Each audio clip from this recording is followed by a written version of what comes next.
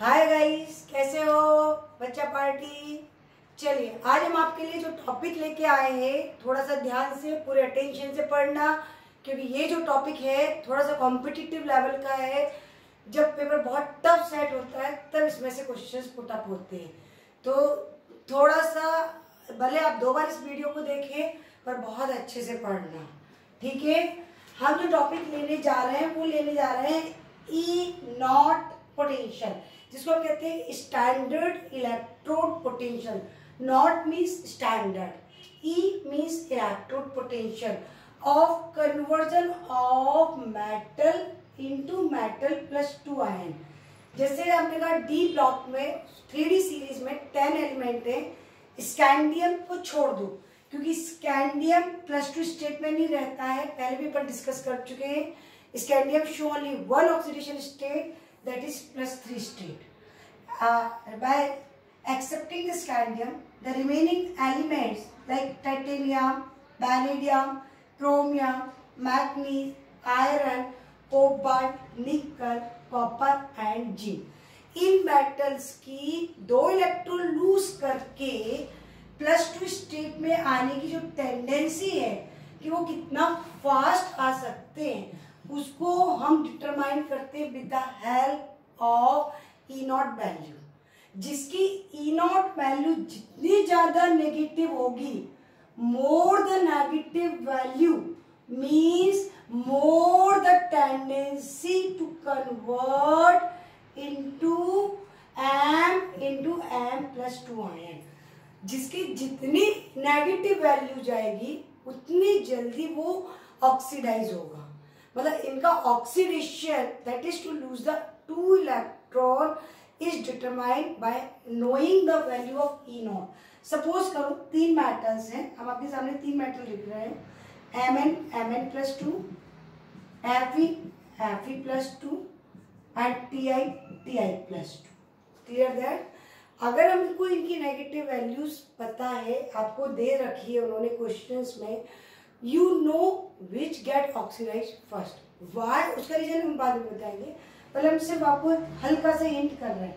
जैसे इसकी वैल्यू दी है सपोज दैट -0.76, इसकी दी है -9.0, इसकी दी है -3.36। सॉरी, इधर भी पॉइंट लगा दीजिए, सब पॉइंट्स में है। क्लियर?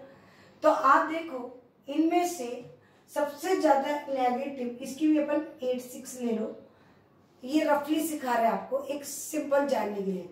तो इन सब में सबसे ज्यादा नेगेटिव किसकी वैल्यू जा रही है? 0.76।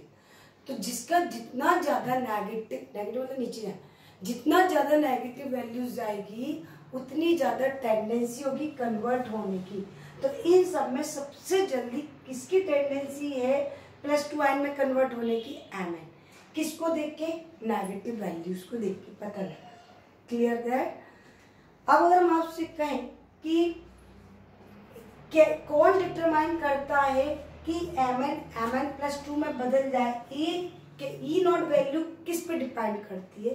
तो ई नॉट वैल्यू जो डिपेंड करती है वो 3 तरह की एनर्जी पे करती है। देखिए ध्यान से देखना, ये टॉपिक थोड़ा सा टफ है। दूसरा रबर दे दे। फर्स्ट देखिए 3 स्टेप में चलेंगे हम। मेटल है, सॉलिड स्टेट में है, हमको इसको पहले गैसियस स्टेट में लाना, तभी इलेक्ट्रॉन निकालेंगे। तो सॉलिड को गैस में कन्वर्ट करने के लिए मुझे जो एनर्जी देनी पड़ी, this is called sublimation energy. Do you know sublime? Solid convert into gas, sublimation energy. अब हम इसमें से 2 इलेक्ट्रॉन निकालेंगे। 2 इलेक्ट्रॉन निकालने के लिए हमें जो एनर्जी देनी पड़ती है, this is called ionisation energy. पहला इलेक्ट्रॉन निकाला I1, दूसरा इलेक्ट्रॉन निकाला I2, it convert into M+2 ion, but it is in the gaseous state. Aqueous state में पानी अब लिक्विड फॉर्म में रहेगा, पानी इसमें है, तो जब ये एक्वस फॉर्म में कन्वर्ट होता है, तो एक्वस स्टेट में जब गैस के आयंस एक्वस में कन्वर्ट होते हैं तो बहुत सारे वाटर मॉलिक्यूल से एसोसिएट हो जाते हैं। वाटर मॉलिक्यूल से जितना ज्यादा एसोसिएट होगा उतनी ज्यादा एनर्जी निकलेगी। This energy is called hydration energy और सॉल्वेशन एनर्जी।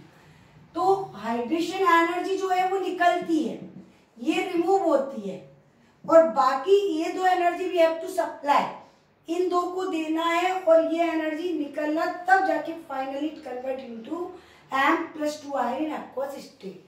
तो मेटल को metal ion in aqueous state convert होने के लिए 3 स्टेप से गुजरना पड़ता है, sublimation, ionisation and hydration energy. Clear that? बहुत ध्यान से सुनना। कभी कभी क्या होता है, किसी की आयनाइजेशन एनर्जी ज्यादा होती है in compare to hydration energy. अगर हमको ये ज्यादा एनर्जी देनी पड़ी, इन दोनों का सम, सब्लिमेशन और आयनाइजेशन एनर्जी अगर ज्यादा हुई in compare to hydration energy की, तो ये +2 आयन में कन्वर्ट मुश्किल से होगा। और अगर इनकी वैल्यू कम है, किसी का हाइड्रेशन पावर, वाटर को अट्रैक्ट करने की एनर्जी बहुत ज्यादा है, तो जितना ज्यादा हाइड्रेशन होगा उतनी ज्यादा एनर्जी रिलीज होगी। और अगर किसी की हाइड्रेशन एनर्जी इतनी ज्यादा है कि वो इन एनर्जी को कंपनसेट कर दे, मैनेज कर दे, जस्ट लाइक कमाई ज्यादा है और खर्चा कम है, तो ऑब्वियसली पैसा पैसा घर में दिखेगा। Clear that? मतलब उस फॉर्म में कन्वर्ट इजीली होगा। और सपोज करो कमाई कम है और खर्चा ज्यादा, जैसे भी लॉकडाउन में चल रहा है कि कमाई है नहीं और खर्चे ही खर्चा, प्लस प्लस खर्च ही खर्च करना पड़ रहा है, तो मुश्किल से वो +2 आयन में कन्वर्ट होगा।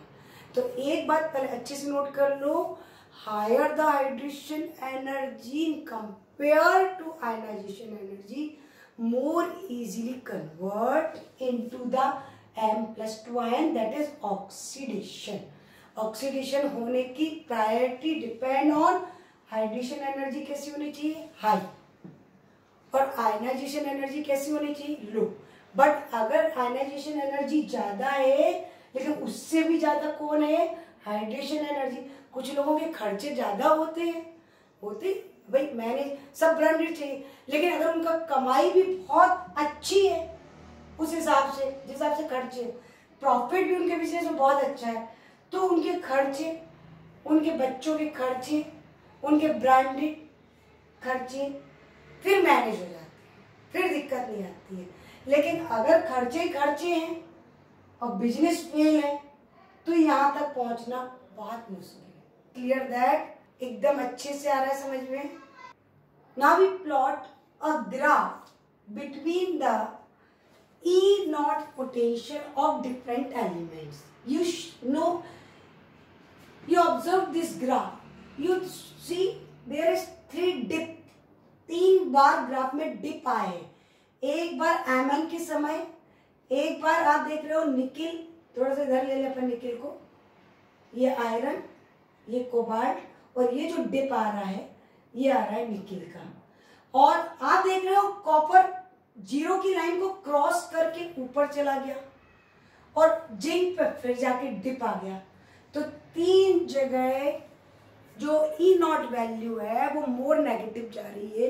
कहाँ? This is the question important. Mn बहुत फास्ट Mn+2 में बदलता है क्योंकि नीचे जा रहा है।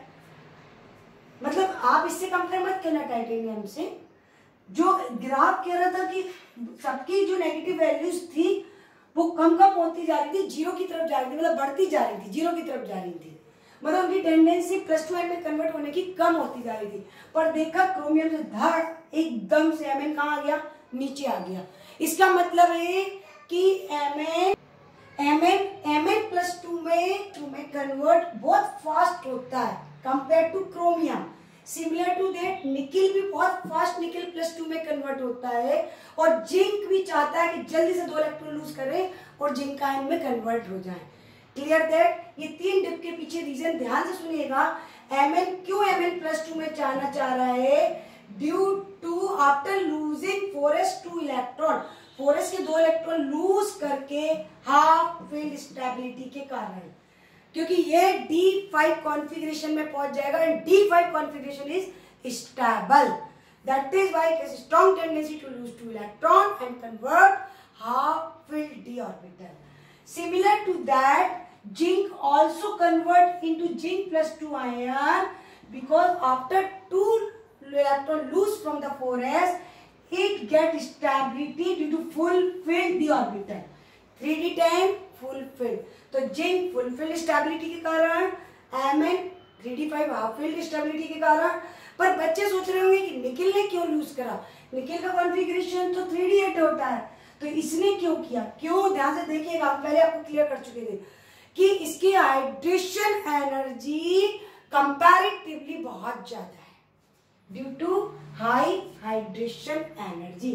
Note down, nickel so due to abnormally high hydration energy. Clear that? Clear? फिर से Mn+2 में क्यों बदला? क्योंकि D5 कॉन्फ़िगरेशन स्टेबिलिटी. जी क्यों जल्दी से 2 इलेक्ट्रॉन लूज करने की कोशिश कर रहा है? Fulfil stability.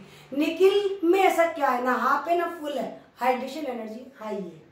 क्लियर? जो उसकी आयनाइजेशन एनर्जी को कंपनसेट कर देती है.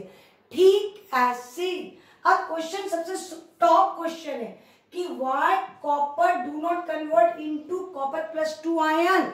कॉपर डायरेक्ट Copper+2 आयन में कन्वर्ट नहीं होना चाह रहा है, इसलिए तो इसका पॉजिटिव है. पॉजिटिव का मतलब है लीस्ट रिएक्टिविटी. ये नहीं चाह रहा है कि कॉपर डायरेक्ट Copper+2 में कन्वर्ट हो. Why? This is the question. Why E not reduction. Note the बच्चे पार्टी क्वेश्चंस लिखे. Why E not reduction of copper into Copper+2 ion is positive. That is, it is least reactive metal.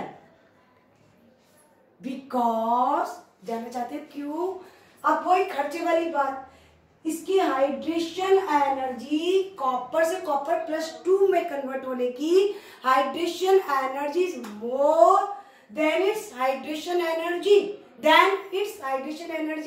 Means hydration energy do not compensate its high hydration energy, high ionization energy. इसके खर्चे इतने ज्यादा है कि इसकी जो कमाई है वो कंपनसेट नहीं कर पा रही है. Clear? Okay, done. Right the question. Why Cr+2 is reducing in nature. अपनी कॉपी में लिखेंगे, ये एनसीईआरटी क्वेश्चन है. Why Mn+3 is oxidizing in nature. Note कर लिया सब बच्चों ने? Cr+2 रिड्यूसिंग नेचर का है, जबकि Mn+3 oxidising in nature, while both have D4 configuration. दोनों की इस समय D4 कॉन्फ़िगरेशन है. Cr+2 का अगर हम कॉन्फ़िगरेशन देखें, देखिए Cr क्रोमियम का क्या होता है? 3d5 4s1. +2 का मतलब 2 इलेक्ट्रॉन निकल गए. एक कहां से गया? 4s में से. एक यहां से गया, तो कॉन्फ़िगरेशन क्या बचा? 3d4. इसी तरीके से Mn+2, Mn का क्या होता है कॉन्फ़िगरेशन? 3d5 4s2. +3 का मतलब 3 इलेक्ट्रॉन चले गए, 2 यहां से चले गए, एक यहां से चले गए. क्लियर है? इस समय दोनों का कॉन्फ़िगरेशन क्या है? D4. बट इसके बारे में कहा जा रहा है कि क्रोमियम चाह रहा है रिड्यूसिंग का मतलब खुद ऑक्सीडाइज होना. ऑक्सीडाइज होना मतलब इलेक्ट्रॉन लूज करना. क्रोमियम चाह रहा है कि एक इलेक्ट्रॉन लूज करके Cr+3 मतलब D3 कॉन्फ़िगरेशन चाह रहा है, जबकि ये चाह रहा है कि ऑक्सीडाइजिंग का मतलब गेन द इलेक्ट्रॉन, खुद रिड्यूस हो जाए. तो ये एक इलेक्ट्रॉन गेन करके, जब Mn+3 है, एक इलेक्ट्रॉन गेन करेगा तो क्या हो जाएगा? +2. और जब एक इलेक्ट्रॉन गेन करेगा तो D4 में एक और आ जाएगा तो क्या हो जाएगा? D5. तो आप बता सकते हैं, 2 मिनट का मैं समय दिया, आप लोग सोचो कि ये D3 चाह रहा है, D4 से D3 चाह रहा है, और ये D4 से D5 चाह रहा है. ये तो सब बच्चों को क्लियर हो गया होगा. D4 से D5 में क्यों जाना चाह रहा है? क्योंकि D5 half filled stability. Is that clear? Half filled orbital होने के कारण वो कैसा है? स्टेबल. तो हर कोई अनस्टेबल से स्टेबल, ये तो क्लियर है. बट क्रोमियम +3 स्टेट में क्यों जाना चाह रहा है? क्रोमियम की जो +3 स्टेट है वो मोर स्टेबल है. क्यों है? जब तुम लोग, अभी तो हम बहुत ज्यादा क्लियर नहीं करेंगे क्योंकि कोऑर्डिनेशन केमिस्ट्री नेक्स्ट चैप्टर में जब आप पहुंचोगे तब आप देखोगे डी के जो 5 ऑर्बिटल्स है वो स्प्लिट हो जाते हैं। एक बार हमने शायद पिछले लेक्चर में डिस्कस किया था कि ये जो डी के 5 ऑर्बिटल्स है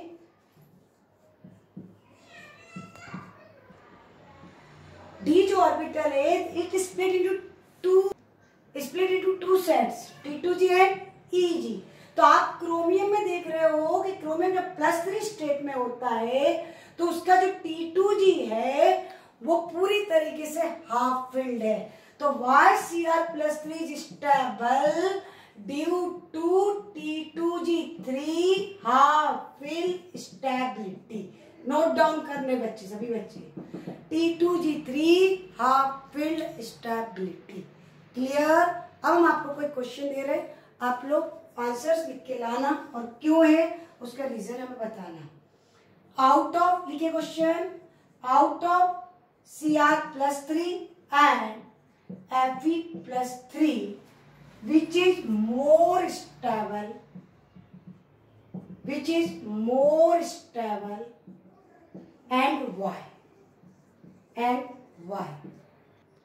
इसका आंसर आप लोग कमेंट सेक्शन में लिखना और आप लोगों को कैसी लगी वीडियो लाइक एंड शेयर कीजिए।